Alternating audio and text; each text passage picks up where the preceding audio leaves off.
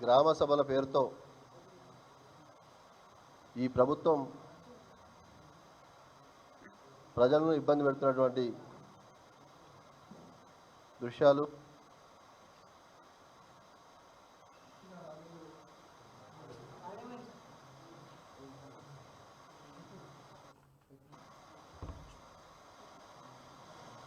Hello ఓకేనా ఇచ్చిన హామీలో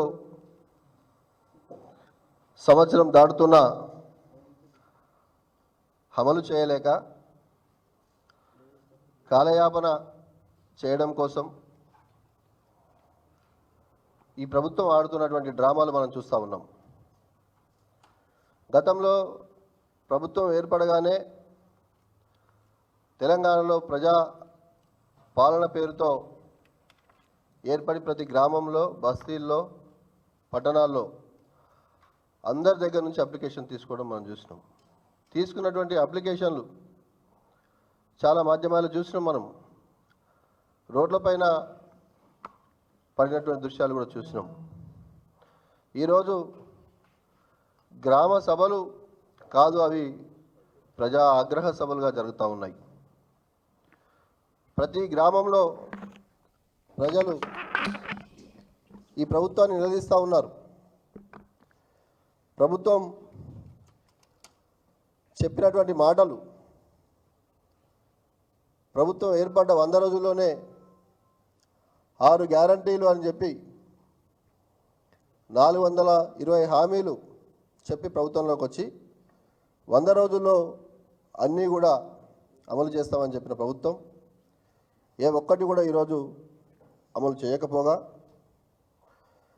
గ్రామాల్లో పోలీసులను పెట్టి పోలీస్ పహారాలో గ్రామ సభలు ఏర్పాటు చేస్తూ ఉన్నారు. ఈరోజు మేము అడుగుతూ ఉన్నాం ఈ ప్రభుత్వాన్ని, ఎందుకు ప్రభుత్వ పెద్దలు, మంత్రులు కావచ్చు, ఎమ్మెల్యేలు కావచ్చు, ఎంపీలు కావచ్చు, గ్రామ సభల్లో పాల్గొనలేకపోతున్నారు?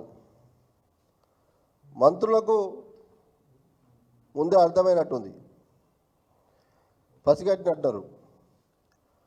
పసిగట్టి గ్రామాల్లోకి పోతే ప్రజలు గల్లాబట్టి అడిగేటట్టున్నారు. ప్రజలు వీపు విమానం మోతా పోయించేటట్టున్నారు అని చెప్పేసి ఒక్కరు కూడా ఈరోజు గ్రామాలకు పోలేని పరిస్థితి. ఇలాంటి పరిస్థితి తెలంగాణలో జరుగుతూ ఉంది. నేను అడుగుతూ ఉన్నాను ఈరోజు, ఎందుకోసం అప్లికేషన్లు తీసుకుంటా ఉన్నారు? ఒకరోజేమో ఇవి అర్హుల జాబితా అని చెప్తారు, మరొక రోజేమో ఇది ఫైనల్ కాదు అని అధికారులు వాళ్ళే చెప్తారు. వచ్చిన వాళ్ళే వచ్చినట్టు కాదు, రాని వాళ్ళే రానట్టు కాదని వాళ్ళే వీడియో మనం చూస్తూ ఉన్నాం. వీడియోలు ఇక్కడ ఉంటే మా వాళ్ళు కూడా ప్లే చేస్తారు. ఇట్లా అధికారులు ఒక మాట, ప్రజాప్రతినిధులు ఒక మాట. నేను ఇందాక వస్తాప్పుడు చూసిన డిప్యూటీ సీఎం గారు బట్టి విక్రమార్క గారు చెప్తా ఉన్నారు, రేపు మండలానికి ఒక గ్రామాన్ని మాత్రమే ఎంపిక చేస్తాం, తర్వాత మళ్ళీ చూస్తామంటారు. అంతకుముందు ముఖ్యమంత్రి గారు ప్రెస్ మీట్లోనేమో 26వ తారీఖు నాడు హామీలని అమలు చేస్తాం అని చెప్పి వారు చెప్తారు. ఇందాక పొంగులేటి శ్రీనివాసరెడ్డి గారి వీడియో చూశాను నేను మీడియాలో ఇక్కడ వస్తే. వారు అంటూ ఉన్నారు, రేపు కాదు ఫిబ్రవరి 1st వీక్లో చెప్తామని చెప్తా ఉన్నారు. డిసెంబర్ 9 పోయింది, సంవత్సరం అయిపోయింది. ముఖ్యమంత్రి గారి మాటలు నీటి మూటలు అయిపోయినాయి. మరి ముఖ్యమంత్రి గారి మాటలకు, మంత్రుల మాటలకు విలువ లేకుంటే ఎట్లా అని చెప్పేసి అడుగుతా ఉన్నా. ఎట్లాగా మీరు చేయలేరు, ప్రజలకు కూడా తెలుసు. సంవత్సరం దాటినా కూడా మీరు ఏమీ చేయలేకపోతా ఉన్నారు. నేను అడుగుతా ఉన్నా, ఈరోజు లబ్ధిదారుల లిస్ట్ అని చెప్పేసి ఇప్పటికి 4 సార్లు ప్రజలను ఇబ్బంది పెట్టి లైన్లు నిలబెట్టి జిరాక్స్ షాపులు నడుపుతూ ఉన్నారు మీరు. గతంలో మేము ఇచ్చిన పెన్షన్లు ఉన్నాయి కదా, మేము ఇచ్చిన 2000 మీరు 4000 ఇస్తున్నారు కదా, అది ఇస్తే లబ్ధిదారులు ఉన్నట్టే కదా వాళ్ళు. మేము ఇచ్చిన డబుల్ బెడ్రూమ్కి సంబంధించినటువంటి అప్పటికే ఎలిజిబుల్ పర్సన్స్ ఉన్నారు కదా, వాళ్ళకి ఇవ్వండి కదా ఇందిరా మెయిన్లు. మేము ఇచ్చిన రైతు బంధుకు సంబంధించినటువంటి వాళ్ళు ఉన్నారు కదా. ఇట్లా ఎందుకు వాళ్ళని ఇవ్వకుండా ప్రభుత్వం దగ్గర అన్ని వివరాలు ఉన్నప్పటికీ కాలయాపన చేస్తూ కాలయాపన చేయాలి, ప్రజలను ఇబ్బంది పెట్టాలనే ఉద్దేశంతోనే ఈ రకంగా చేస్తూ ఉన్నారు. ఇది మంచి పద్ధతి కాదు. ఇలా మీరు ఎక్కువ రోజులు ప్రభుత్వాన్ని ప్రజలను మభ్యపెట్టి కాలయాపన చేస్తామంటే ప్రజలు గ్రామాల్లో తిరగబడతా ఉన్నారు. రేపు మీ గల్లా బట్టి ప్రశ్నించే రోజు వస్తుంది తెలంగాణ పల్లెలు అని చెప్పేసి నేను తెలియజేస్తా ఉన్నా. ఒక కాంగ్రెస్ పార్టీ ఎమ్మెల్యే అంటాడు, కాంగ్రెస్ పార్టీ నాయకులు, కాంగ్రెస్ పార్టీ కార్యకర్తలు, కాంగ్రెస్ పార్టీ వాళ్ళు సెలెక్ట్ చేసిన వారికే పథకాలు ఇస్తాం అని అంటాడు. మరి ఎందుకోసం ఈ గ్రామ సభలు వాళ్ళు చెప్పిన వాళ్ళకి ఇస్తే ఈ గ్రామ సభలు ఎందుకని చెప్పేసి అడుగుతా ఉన్నా. ఈరోజు నేను ఒక మాటలో చెప్పాలంటే ఈ ప్రభుత్వ అధికారులను ఇబ్బంది పెడతా ఉంది ఒక రకంగా, ఇంకో రకంగా ప్రజల్ని ఇబ్బంది పెడతా ఉంది. ప్రభుత్వ అధికారులు తలలు పట్టుకుంటా ఉన్నారు. వీళ్ళకు పాలించడం చేతనైతే లేదు, ఎలా ముందుకెళ్ళాలో తెలియక మమ్మల్ని ఇబ్బంది పెడతా ఉన్నారు. వాళ్ళు ఒకవైపు తలలు పట్టుకుంటా ఉన్నారు. మనం చూస్తూ ఉన్నాం వీడియోలలో. ఒకరోజు ఒక మాట, ఇంకో రోజు ఇంకో మాట, ఇంకో రోజు ఇంకో మాట. చివరిగా ఈరోజు ముఖ్యమంత్రి గారు ప్రెస్ మీట్ ఉందంటే మేము అనుకున్నాం, ఆశించాం. వారు దావాస్ నుంచి వచ్చాం, పెట్టుబడులు తెచ్చామని చెప్తా ఉన్నారు. వాటి విషయాలని మళ్ళీ చెప్తాం. కానీ మేము ఒకటి ఆశించినాం, తెలంగాణలో జరుగుతున్నటువంటి ప్రజలకు జరుగుతున్న ఇబ్బందుల మీద ముఖ్యమంత్రి గారు ఏమైనా మాట్లాడతారేమో, ముఖ్యమంత్రి గారు ఏమైనా చెప్తారేమో, ఇంకేమైనా మార్పులు చేర్పులు చేస్తారేమో, లేదా ప్రజలకు ఏమైనా మంచి చేస్తామని చెప్పేసి ఈరోజు చెప్తారేమని ఆశించినాం. చివరికి ఆయన ప్రెస్ మీట్ రద్దు చేసుకునే పరిస్థితి. ఇట్లాంటి పరిస్థితుల్లో ఈరోజు ఈ ప్రభుత్వం ఉంది. కాబట్టి మీరు ఎలక్షన్ ముందు అబద్ధాల హామీలతో అధికారంలోకి వచ్చి ఈరోజు ప్రజలను ఇబ్బంది పెడతా ఉన్నారు. ఒక్కసారి మా మిత్రుడు బట్టి విక్రమార్క గారు మాట్లాడినటువంటి విషయాన్ని ప్లే చేయాల్సిందిగా విజ్ఞప్తి చేస్తా ఉన్నా.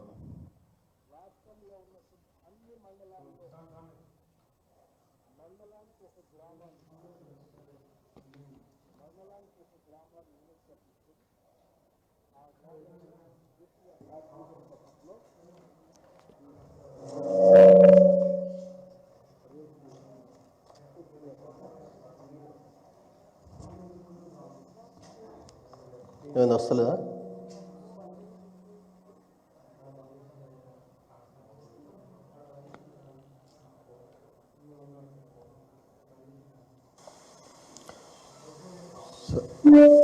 రాష్ట్రంలో ఉన్నటువంటి అన్ని మండలాల్లో మండలానికి ఒక గ్రామాన్ని యూనిట్గా తీసుకొని ఆ గ్రామంలో పూర్తిగా శాచురేషన్ పద్ధతిలో ఈ 4 పథకాలని రేపు పూర్తి చేయబోతా ఉన్నాం. ఇంకో మంత్రి గారు మాట్లాడతారు, ఈరోజు రావట్లేదు. ఓకే. ముఖ్యంగా ఈ రకంగా ఈ ప్రభుత్వం మనం చూసినాం. 33 జిల్లాలో 612 మండలాలు, 12,000 గ్రామ పంచాయతీలు ఉన్నాయి. పట్టణాలు కాకుండా గ్రామ పంచాయతీకి సంబంధించి 12,000 గ్రామ పంచాయతీలు ఉంటే వారు రేపు మాత్రం 600 గ్రామాలు మాత్రమే ఎంపిక చేసి అక్కడ ఉన్న లబ్ధిదారులకు పథకాలు ఇస్తామని చెప్తా ఉన్నారు. మరి మీరు ఇచ్చిన హామీ డిసెంబర్ 9,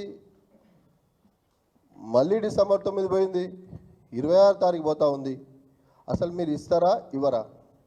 ఇవ్వకపోతే మేము అబద్ధాలు చెప్పాము, మాకు చేతనవుతలేదు అని చెప్పి ముక్కు నేలకు రాసి తెలంగాణ సమాజానికి క్షమాపణ కోరాలని చెప్పేసి నేను ఈ ప్రభుత్వాన్ని డిమాండ్ చేస్తూ ఉన్నా. మీరు మాట్లాడుతూ ఉంటారు కదా, ఏం చేసారు గత ప్రభుత్వం అని. వీళ్ళ కథలు ఎట్లా ఉంటాయంటే, సెక్రటరీలో కూర్చుంటారు, బ్రహ్మాండంగా ఎంజాయ్ చేస్తూ అక్కడ కూర్చొని కేసీఆర్ గారు ఏం చేసారు అంటారు. సెక్రటరీ ఎవరు కట్టారు? కేసీఆర్ గారు కదా. మన పార్టీ ఆఫీస్ పక్కనే ఉన్నటువంటి పోలీస్ టవర్లో కూర్చుంటారు ముఖ్యమంత్రి గారు. కేసీఆర్ ఏం చేసారు అంటారు. అది కట్టింది కేసీఆర్ గారే కదా. మూసిని సుందరీకరణ చేస్తాం,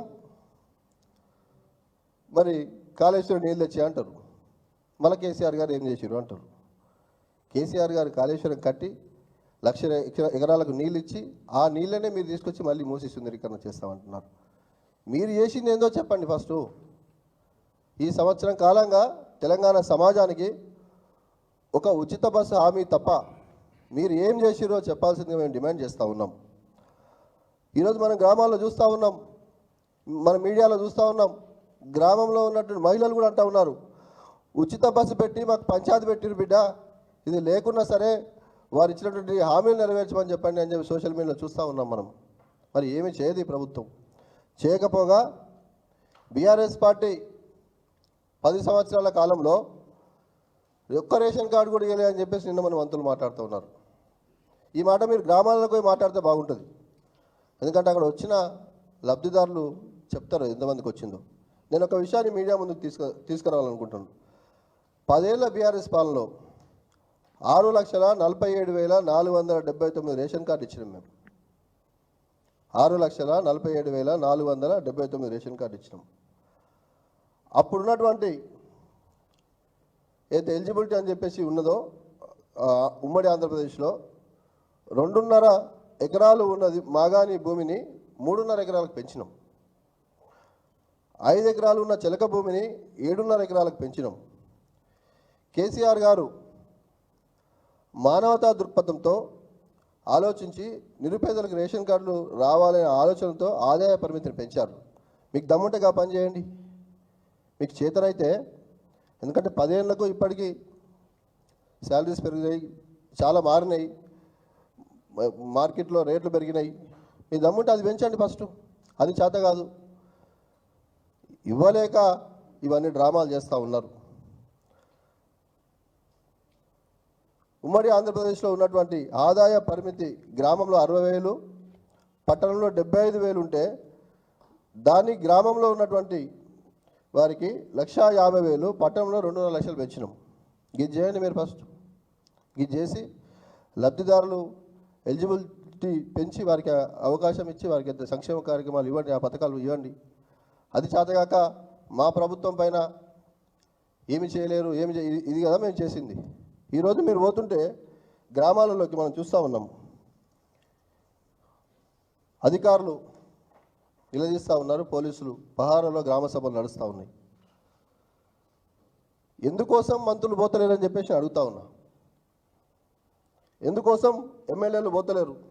ఈ రకంగా గ్రామాల్లో మహిళలు కానీ పెద్దవాళ్ళు కానీ పేద వర్గాలు అందరూ కూడా వారికి ఇంకా మీరు మేలు చేయడం కాక నష్టం చేస్తూ ఉన్నారు. వారి సమయాన్ని వృధా చేస్తూ ఉన్నారు, వారి పని గంటలను ఖరాబ్ చేస్తూ ఉన్నారు. వారు పని చేసుకొని బతికే వాళ్ళను అక్కడ పోకుండా అది ఆపి ఇది లేకుండా అది లేకుండా చేసి గ్రామంలో ఉన్నటువంటి పరిస్థితులు ఈరోజు చూస్తూ ఉన్నాం. 1 కాదు 2 కాదు, మనం ఇట్లా చూసినట్టయితే ప్రతి జిల్లాలో, ఇది జోగులాంబలో జరిగినటువంటి ఇష్యూ, ఇట్లా ఎన్నో గ్రామాల్లో జరుగుతూ ఉన్నాయి. ప్రతి గ్రామంలో పోలీసులు అడ్డుండి సమాధానం చెప్పే పరిస్థితి కొన్ని గ్రామాల్లో అయితే సభలను రద్దు చేసుకొని వెళ్ళిపోతూ ఉన్నారు. మీరు చూసినట్టయితే ఇది పేపర్లో వచ్చింది, అఫీషియల్గా ఉన్నటువంటి గిన్ని గ్రామాల లిస్ట్. గిన్ని గ్రామాల్లో గొడవలు జరిగి సభలు రద్దు చేసుకొని అధికారులు పారిపోయి ప్రజలకు సమాధానం చెప్పలేని పరిస్థితుల్లో ఈ ప్రభుత్వం ఉంది.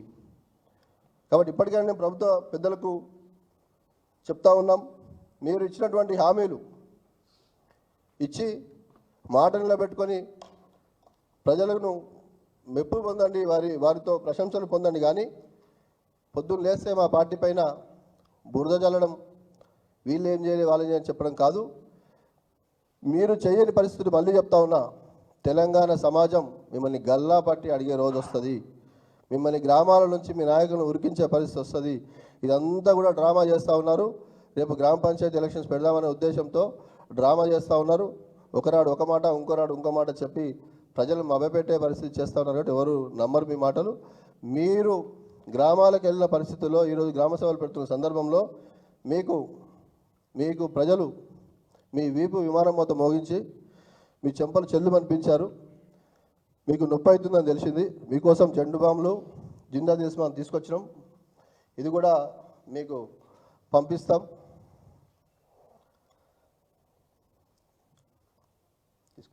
జెండు బాంబు జిందా దేశం ఈ ప్రభుత్వానికి, ప్రభుత్వ పెద్దలకు మరి ప్రజలు వారి వీపులు విమానం మోత మోగించారు. కాబట్టి ఇది పెట్టుకొని ఉపశమనం పొందాల్సిందిగా ఈ ప్రభుత్వానికి విజ్ఞప్తి చేస్తూ,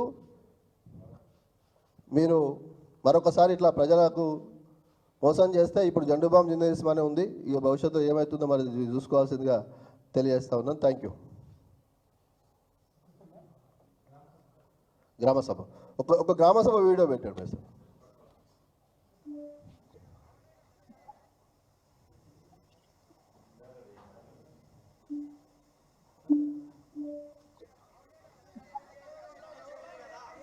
రామనాన్న గారు మీరే ముఖ్యమంత్రి గారికి కాదు.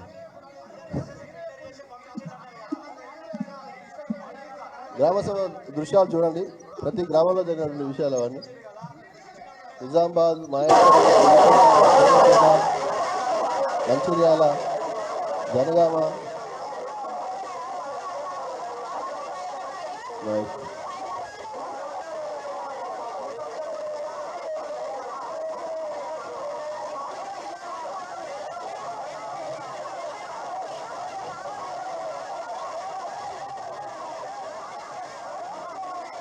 థ్యాంక్ యూ అండి.